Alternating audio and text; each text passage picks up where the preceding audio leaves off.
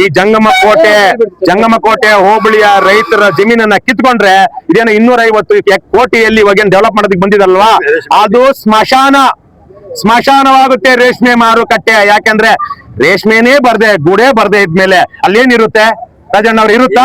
ಸ್ಮಶಾನ ಆಗುತ್ತೆ ಅದು. ಈ ತರ ಅನೇಕ ಸ್ಮಶಾನಗಳು ರಾಜ್ಯದಲ್ಲಿ ಇವತ್ತಿದೆ ಈ ಅಭಿವೃದ್ಧಿ ಹೆಸರಲ್ಲಿ ಮಾಡಿರುವಂತದ್ದು. ಹಾಗಾಗಿ ರೈತರು ಕೊಡೋರು ಕೊಡ್ಲಿ, ಆದ್ರೆ ಕಿತ್ಕೊಳ್ಳೋದಿದೆಯಲ್ಲ ಅದು ತಪ್ಪು. ಗ್ರೇಟ್ ಇಂಡಿಯಾ ಎಲೆಕ್ಟ್ರಾನಿಕ್ಸ್ ವತಿಯಿಂದ ನಮ್ಮ ಎಲ್ಲಾ ಗ್ರಾಹಕರಿಗೆ ಶುಭಾಶಯಗಳು. ನಮ್ಮಲ್ಲಿ ಎಲ್ಲಾ ಬಗೆಯ ಎಲೆಕ್ಟ್ರಾನಿಕ್ಸ್ ಮತ್ತು ಗೃಹ ಬಳಕೆಯ ವಸ್ತುಗಳ ಮೇಲೆ ಆಕರ್ಷಕ ಫಿನಾನ್ಸ್ ಸೌಲಭ್ಯದೊಂದಿಗೆ ಭಾರಿ ಡಿಸ್ಕೌಂಟ್ ನೀಡಲಾಗುತ್ತಿದೆ. ನಿಮ್ಮ ಮನೆಯನ್ನು ಮತ್ತಷ್ಟು ಸುಂದರಗೊಳಿಸಲು ನಗರದಲ್ಲಿ ನಂಬರ್ 1 ಶೋರೂಮ್ ಆದ ಗ್ರೇಟ್ ಇಂಡಿಯಾ ಎಲೆಕ್ಟ್ರಾನಿಕ್ಸ್ಗೆ ಇಂದೇ ಭೇಟಿ ಕೊಡಿ. ಗುಣಮಟ್ಟದ ವಸ್ತುಗಳು, ಉತ್ತಮ ಸೇವೆ, ರಿಯಾಯಿತಿ ದರಗಳು. ಇಂದೇ ಭೇಟಿ ಕೊಡಿ ಗ್ರೇಟ್ ಇಂಡಿಯಾ ಎಲೆಕ್ಟ್ರಾನಿಕ್ಸ್, ಅಮೀರ್ ಬಾಬಾ ದರ್ಗಾ ಹತ್ತಿರ, ದಿಬ್ಬೂರ್ಹಳ್ಳಿ ರಸ್ತೆ, ಸಿಡ್ಲಘಟ್ಟ. ಕರೆ ಮಾಡಿ 8861043315. ಕೋಟೆ ಹೋಬಳಿಯ ರೈತರು ಕಳೆದ 156 ದಿನಗಳಿಂದ ಅವರ ಕೃಷಿ ಭೂಮಿಯ ಭೂಸ್ವಾಧೀನವನ್ನ ವಿರೋಧಿಸಿ ಹೋರಾಟ ಮಾಡ್ತಾ ಇದ್ದಾರೆ. ಅವರನ್ನ ಬೆಂಬಲಿಸಿ ಇವತ್ತು ಆ ರೈತ ಸಂಘದವರು ಸೇರಿದಂತೆ ರೈತರು ಮಾಡ್ತಿರುವಂತಹ ಹೋರಾಟವನ್ನು ಬೆಂಬಲಿಸಿ ಪಕ್ಷಾತೀತವಾಗಿ ಇವತ್ತು ಈ ಬೈಕ್ ಜಾಥಾ ನಡೀತಾ ಇದೆ. ವಿಶೇಷವಾಗಿ ಕರ್ನಾಟಕ ರಾಷ್ಟ್ರ ಸಮಿತಿ ಪಕ್ಷದ ಸೈನಿಕರು ಮತ್ತು ರೈತರು ಎಲ್ಲ ಸೇರಿ, ಅದೇ ರೀತಿಯಲ್ಲಿ ನಮ್ಮ ಮಾಜಿ ಜನಪ್ರಿಯ ಶಾಸಕರಾಗಿರುವಂತಹ ರಾಜಣ್ಣ ಅವರು ಇದ್ದಾರೆ. ಭಕ್ತರಲ್ಲಿ ಬೈರೇಗೌಡರಂತೂ ಕಳೆದ 156 ದಿವಸಗಳಿಂದ ಈ ಹೋರಾಟದಲ್ಲಿ ಜೊತೆಗಿದ್ದಾರೆ. ಅವರೆಲ್ಲರಿಗೂ ಶಕ್ತಿ ತುಂಬಬೇಕು. ಇದು ಕೇವಲ ಜಂಗಮಕೋಟೆ ಹೋಬಳಿಲಿ ಮಾತ್ರ ಆಗ್ತಾ ಇಲ್ಲ, ನಮ್ಮ ಆನೇಕಲ್ ತಾಲೂಕಿನ ಸರ್ಜಾಪುರ ಹೋಬಳಿಲೂ ಇದೇ ತರಕ್ಕೆ ಕೃಷಿ ಭೂಮಿಯ ಭೂಸ್ವಾಧೀನ ಆಗ್ತಾ ಇದೆ. ಅಲ್ಲಿ ಬಿಡದಿ ಬೈರಮಂಗಲದಲ್ಲಿ 7,500 ಎಕರೆ ಭೂಮಿ ಭೂಸ್ವಾಧೀನ ಆಗ್ತಾ ಇದೆ. ಇಲ್ಲಿ ಪಕ್ಕದ ದೊಡ್ಡಬಳ್ಳಾಪುರದ ದೊಡ್ಡಬಳ್ಳಾಪುರದಲ್ಲಿ ಆಗ್ತಾ ಇದೆ. ನಿಮ್ಗೆಲ್ಲ ಗೊತ್ತಿರೋ ಹಾಗೆ ಇದೇ ಜಂಗಮಕೋಟೆ ಹೋಬಳಿಲಿ ಇವಾಗ ಏನ್ ಭೂಸ್ವಾಧೀನ ಆಗ್ತಿದೆಯೋ ಅದ್ರ ಪಕ್ಕದಲ್ಲಿ 4,500 ಎಕರೆ ಭೂಮಿಯನ್ನ KDB ಅವರು ಭೂಸ್ವಾಧೀನ ಮಾಡ್ಕೊಂಡಿದ್ದಾರೆ. ಆದ್ರೆ ಅಲ್ಲಿ ಇಲ್ಲಿ ತನಕ ಎಷ್ಟು ಕಾರ್ಖಾನೆಗಳು ಬಂದಿದೆ? ನಮ್ಮ ರಾಜಣ್ಣ ಅವರು 4 ಅಂದ್ರು, ಆದ್ರೆ ಪಕ್ಕದಲ್ಲಿದ್ದ ರೈತರು ಎಷ್ಟು ಹೇಳಿದ್ರು? ಇಲ್ಲ 3 ಅಂತ ಇದ್ರು. ಇದು ಕರ್ನಾಟಕ ಕಂಡಂತ ಅತ್ಯಂತ ನೀಚ ಕೊಳಕ ರಿಯಲ್ ಎಸ್ಟೇಟ್ ಕಂಪನಿ ಏನಾದ್ರು ಇದ್ರೆ ನಂಬರ್ 1 ಅದು. ಭ್ರಷ್ಟ ಅಪರಾಧ ಚಟುವಟಿಕೆಗಳಿಗೆ ಆಡಂಬಲ ಆಗಿರುವಂತಹ ಒಂದು ರಿಯಲ್ ಎಸ್ಟೇಟ್ ಕಂಪನಿ ಇದೆ, ಅದು KDB. 1.5 ಲಕ್ಷಕ್ಕಿಂತ ಹೆಚ್ಚು ಭೂ ಬ್ಯಾಂಕ್ KDB ಇದೆ. ಆದ್ರೆ ಅಲ್ಲಿ ಡೆವಲಪ್ ಮಾಡಿದಿರಾ ಬೆಂಗಳೂರು ಸುತ್ತಮುತ್ತ ಇರುವಂತಹ ಫಲವತ್ತಾದ ಭೂಮಿಯನ್ನ ಒಂದು ಹೇಳ್ಬೇಕು. ಇಲ್ಲೇ ನಮ್ಮ ಸ್ನೇಹಿತರು ಒಬ್ಬ ರೈತರಿದ್ರು, ಒಂದು ಹಳ್ಳಿ ಮುಂದೆ ಬಂದ್ವಿ ನಾವು, 1.5 ಕೋಟಿಗೆ ಮನೆ ಕಟ್ಟಿದ್ದಾರೆ ಒಬ್ಬ ರೈತರು. ಹೇಗೆ? ಕೇವಲ 2 ಎಕರೆಯಲ್ಲಿ ಶುಂಠಿ ಬೆಳೆದು ಇವತ್ತು ಅವ್ರಿಗೆ ಪರಿಹಾರ 1.5 ಕೋಟಿ. ಆಮೇಲೆ ಏನ್ ಹಿಡ್ಕೊಂಡು ಹೋಗ್ಬೇಕು? ಅವರು ಚಿಪ್ಪು ಚೆಂಬು ಹಿಡ್ಕೊಂಡು ಹೋಗ್ಬೇಕು. ಹಾಗಾಗಿ ಬಹಳ ಗೌರವಯುತವಾಗಿ ಬದುಕುವಂತಹ ಒಳ್ಳೆಯ ಇಡೀ ರಾಜ್ಯದಲ್ಲಿಯೇ ನಾನು ಕಂಡಿದ್ದೀನಿ. ರಾಜ್ಯದ ಮೂಲೆಗೆ ಹೋಗಿದ್ದೀನಿ, 31 ಜಿಲ್ಲೆಗಳಲ್ಲಿ 170ಕ್ಕಿಂತ ಹೆಚ್ಚು ತಾಲೂಕುಗಳಿಗೆ ಹೋಗಿದ್ದೀನಿ, ನಾನು ತಾಲೂಕು ಕೇಂದ್ರಗಳಿಗೆ ಹೋಗಿದ್ದೀನಿ. ಆದ್ರೆ ನಾನು ಕಂಡ ಹಾಗೆ ನಮ್ಮ ಚಿಕ್ಕಬಳ್ಳಾಪುರ, ಬೆಂಗಳೂರು ಗ್ರಾಮಾಂತರ, ಕೋಲಾರ ಜಿಲ್ಲೆಯಲ್ಲಿರುವಷ್ಟು ಪ್ರಗತಿಪರ ರೈತರು ಇನ್ನೆಲ್ಲೂ ಇಲ್ಲ. ಕಡಿಮೆ ನೀರಿನಲ್ಲಿ ಬಂಗಾರ ಬೆಳೀತಾರೆ. ಅಂತಹ ಜನರನ್ನ ಒಕ್ಕಲೆಬ್ಬಿಸಿ ಸರ್ಕಾರ ಇನ್ನೆಂತಹ ಅಭಿವೃದ್ಧಿ ಮಾಡೋದಕ್ಕೆ ಹೋಗ್ತಾ ಇದೆ. ಹಾಗಾಗಿ ಈ ಕೂಡಲೇ ಭ್ರಷ್ಟ ಒಂದು ಅಪರಾಧ ಚಟುವಟಿಕೆಗಳ ಕೇಂದ್ರವಾಗಿರುವಂತಹ KDB ಈ ಕೂಡಲೇ ಈ ಭೂಸ್ವಾಧೀನವನ್ನ ಕೈ ಬಿಡಬೇಕು.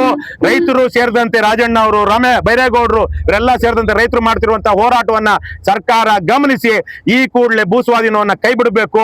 ಆ ನಿಟ್ಟಲ್ಲಿ ಇವತ್ತು ಬೈಕ್ ಜಾಥಾವನ್ನು ಒಂದು ಎಚ್ಚರಿಕೆ ಗಂಟೆಯಾಗಿ ನಾವು ಸರ್ಕಾರಕ್ಕೆ ತೋರಿಸ್ತಾ ಇದ್ದೀವಿ. ಇದನ್ನ ಮೀರಿ ಸರ್ಕಾರ ದರ್ಪದಿಂದ, ದಬ್ಬಾಳಿಕೆಯಿಂದ, ದುರ್ಯೋಧನನ ಮನಸ್ಥಿತಿಯಲ್ಲಿ ಮುಂದುವರಿದ್ರೆ, ಈಗಾಗಲೇ ಕೊನೆಯಲ್ಲಿ ಒಂದು ವಿಚಾರ, ಯಾರೋ ಒಬ್ಬ ರಾಜ್ಯದ ಈ ಜಿಲ್ಲೆಯ ಉಸ್ತುವಾರಿ ಸಚಿವನಾಗಿದ್ದವರು ಏನೋ ದಬ್ಬಾಳಿಕೆ ಮಾಡಿ ಇಲ್ಲಿರೋ ವಿರೋಧ ಪಕ್ಷದಲ್ಲಿ, ಬೇರೆ ಪಕ್ಷದಲ್ಲಿರುವಂತ MLA ತನ್ನ ಜೊತೆಗೆ ಇಟ್ಕೊಂಡು ಇಲ್ಲೆಲ್ಲ ಭೂಸ್ವಾಧೀನ ಮಾಡಿಸೋದಿಕ್ಕೆ ಮುಂದಾಗಿದ್ರು ಅಂತ.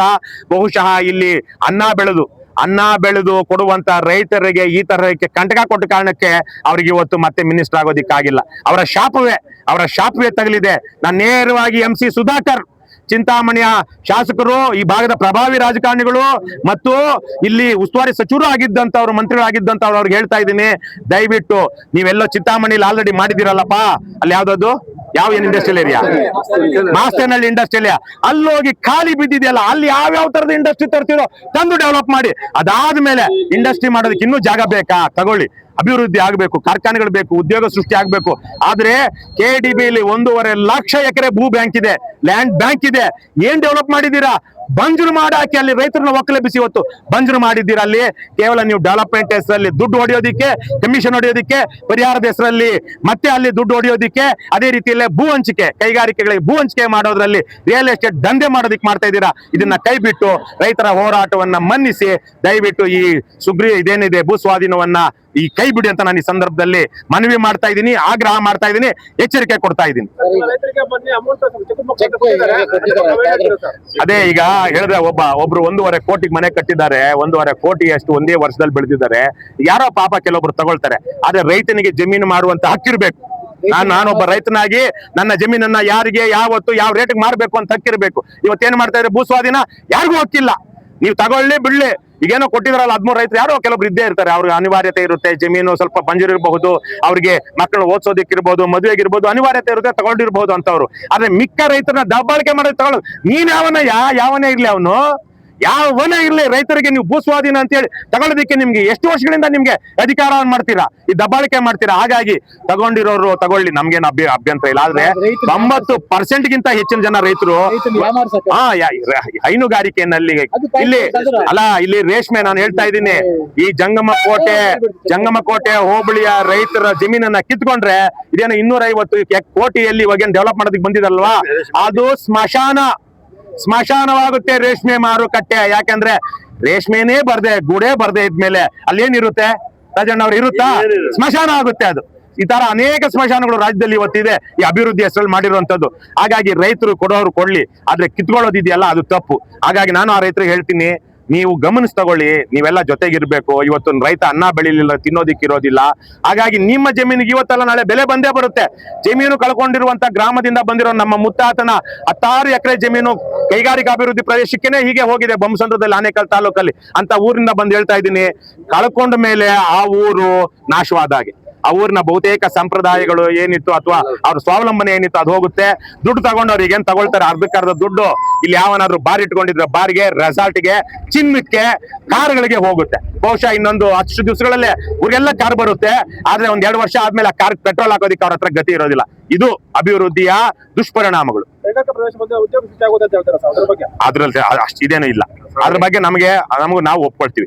ಆದ್ರೆ ಆಗ್ಲೇ ಕೈಗಾರಿಕೆಗಳು ಬರ್ಬೇಕಲ್ವಾ. ಈಗಾಗಲೇ ಕೈಗಾರಿಕಾ ಪ್ರದೇಶಗಳು ಅಭಿವೃದ್ಧಿ ಅಂತ ಹೇಳಿ 1.5 ಲಕ್ಷ ಎಕರೆಗಳ ಅಭಿವೃದ್ಧಿ ಮಾಡಿದಿರಲ್ವಾ. ಎಷ್ಟು ಕೈಗಾರಿಕೆಗಳು ಬಂದಿದೆ, ಅಲ್ಲಿ ಯಾಕೆ ಮಾಡೋದಿಕ್ಕೆ ಆಗ್ತಾ ಇಲ್ಲ? ಇಲ್ಲಿ ನೀರಿಲ್ದೇ ಇರೋದನ್ನ ಯಾವ ಅಮೃತದ ತರ ತಗೊಂಡು ಜನ ಇಲ್ಲಿ ಇಂಥ ಬೆಳೆ ಬೆಳೀತಾ ಇದ್ದಾರೆ. ಅಲ್ಲಿ ಕೃಷ್ಣಾ ನದಿ ಇದೆ, ತುಂಗಭದ್ರಾ ಇದೆ, ಭೀಮಾ ಇದೆ, ಮಲಪ್ರಭಾ, ಘಟಪ್ರಭಾಗಳಿದೆ. ನೀರಿಗೆ ಯಾವುದೇ ಕೈಗಾರಿಕೆಗಳಲ್ಲಿ ನೀರ್ ಬೇಕಲ್ವಾ. ಅಂತಹ ಜಾಗಗಳಲ್ಲಿ ಹೋಗಿ ನೀವು ಯಾಕೆ ಅಭಿವೃದ್ಧಿ ಮಾಡ್ತಾ ಇಲ್ಲ? ಯಾಕೆ ಇಲ್ಲೇ ಮಾಡ್ತಾ ಇದ್ದೀರಾ? ಯಾಕೆ ಇಲ್ಲಿ ಎಕರೆಗೆ ಪರಿಹಾರ 1.5 ಕೋಟಿ, 10% ಕಮಿಷನ್ ಅವರು ಎಕರೆಗೆ 15 ಲಕ್ಷ ಈ ಲೋಫರ್ಗಳು, ಲುಚ್ಚಾಗಳು, ಹಲ್ಕಾಗಳು, KDB ಇರೋರು ತಿನ್ಬಹುದು. ಅಲ್ಲಿ 20 ಲಕ್ಷ 15 ಲಕ್ಷ ಪರಿಹಾರ ಎಲ್ಲಿ? ಉತ್ತರ ಕರ್ನಾಟಕದಲ್ಲಿ.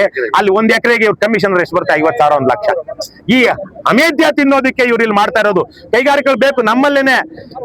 ನಮ್ಮ ಮುತ್ತಾತನ ಜಮೀನಿನಲ್ಲಿ ಕೈಗಾರಿಕೆಗಳನ್ನ ತಗೊಂಡಿರೋದ್ರಲ್ಲಿ ಇವತ್ತು ಆ ಕೈಗಾರಿಕೆಗಳು ಮುಗಿದು ಅಲ್ಲೇ ಅಪಾರ್ಟ್ಮೆಂಟ್ ಕಟ್ತಾ ಇದ್ದಾರೆ.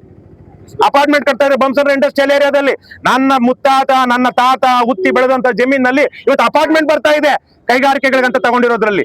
ಹಾಗಾಗಿ ಇದು ರಿಯಲ್ ಎಸ್ಟೇಟ್ ಏನೋ ಅಥವಾ ಕೈಗಾರಿಕೆಗಳಿಗಂತ ಮಾಡ್ತಾ ಇರುವಂತಹದ್ದು, ಇದನ್ನು ಜನ ಗಮನಿಸಬೇಕು.